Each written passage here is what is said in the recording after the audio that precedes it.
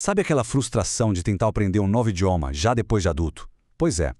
Se os métodos tradicionais parecem que não funcionam, a ciência pode ter uma explicação e, o mais importante, um caminho bem melhor. Hoje, a gente vai mergulhar num estudo que propõe exatamente isso: repensar o ensino a partir de como o nosso cérebro funciona e de como adultos aprendem. E olha, essa nossa conversa de hoje tem uma base bem sólida, viu? É um estudo acadêmico super interessante que investiga como a ciência do cérebro e as teorias de aprendizado de adultos podem de fato revolucionar o ensino de idiomas. E é aqui que tudo começa. Aquela sensação de estar numa sala de aula só como ouvinte passivo, parece familiar? Esse modelo antigo, em que o professor só deposita informação e a gente só recebe, está sendo muito questionado. E faz todo sentido, né? Especialmente para adultos, que já chegam com uma bagagem de vida enorme. Então, qual seria a alternativa? Pois é. Existe sim uma abordagem que parece ser bem mais eficaz e a resposta está na junção de duas áreas do conhecimento que são, olha, fascinantes. E o mais legal é que isso não é só um palpite, não. Estamos falando de uma metodologia toda construída em cima de pesquisa bibliográfica, que une o que a ciência já sabe sobre o cérebro com as necessidades bem específicas de quem decide aprender mais tarde na vida. E os dois pilares dessa nova forma de pensar são a neurolinguística e a andragogia. Ok, eu sei, os nomes podem parecer um pouco complicados, mas as ideias por trás deles são muito, muito poderosas. Vamos ver o que cada uma significa. Pensa assim.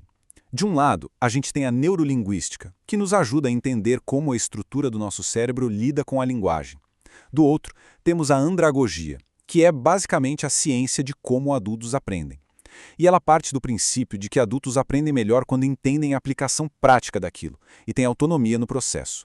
E aqui está o pulo do gato. O papel do professor muda, e muda muito. Ele deixa de ser aquele que sabe tudo para se tornar um guia, um facilitador que ajuda cada pessoa a construir o seu próprio conhecimento. É uma mudança que parece sutil, mas que transforma tudo. Tá, mas como isso tudo funciona na prática, dentro de uma sala de aula? Bom, a ponte entre a teoria e a ação é entender uma coisa fundamental. A gente aprende através dos nossos sentidos. O mais incrível é a ideia da plasticidade cerebral. Cada coisa nova que a gente aprende, cada palavra, literalmente, vai moldando as conexões dentro do nosso cérebro. É como aprender a tocar um instrumento, o cérebro muda fisicamente. Com idiomas é a mesmíssima coisa. E é por isso que uma fórmula única de ensino simplesmente não funciona para todo mundo. A chave do sucesso, então, é identificar e usar os canais sensoriais que cada um prefere. Quando o método de ensino fala a língua que o nosso cérebro gosta de ouvir, o aprendizado flui de um jeito muito mais eficiente, muito mais natural. A pesquisa aponta para 3 estilos principais. Tem a galera que é mais visual, que aprende melhor vendo gráficos, imagens. Tem o pessoal auditivo, que precisa ouvir, seja em discussões ou com músicas. E tem os sinestésicos, que são aqueles que aprendem fazendo, botando a mão na massa mesmo.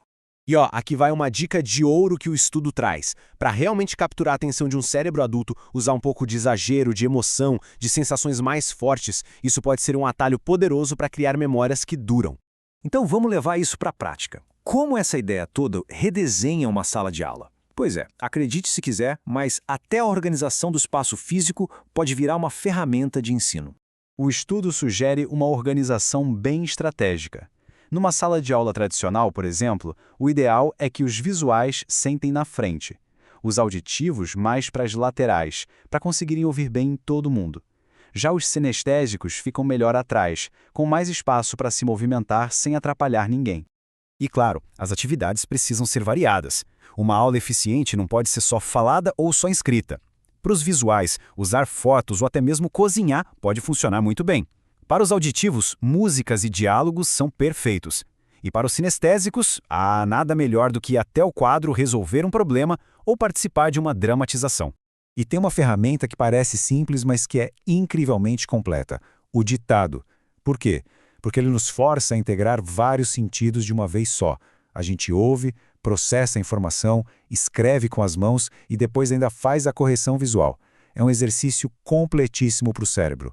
Beleza. Depois de tudo isso, qual é a grande mensagem que a gente pode tirar daqui?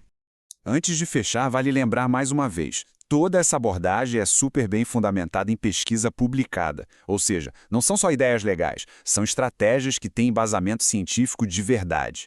Resumindo, o ponto central é este: Para ensinar adultos de forma realmente eficaz, não dá para ignorar como o cérebro deles funciona. Preparar o cérebro para aprender, levando em conta os diferentes estilos sensoriais, não é um luxo, é uma necessidade. E para a gente terminar, fica aqui uma reflexão. Já pensou como seria diferente aprender qualquer coisa, não só um idioma, se o método de ensino fosse pensado para conversar diretamente com o jeito que o cérebro da gente prefere aprender? Fica aí a pergunta.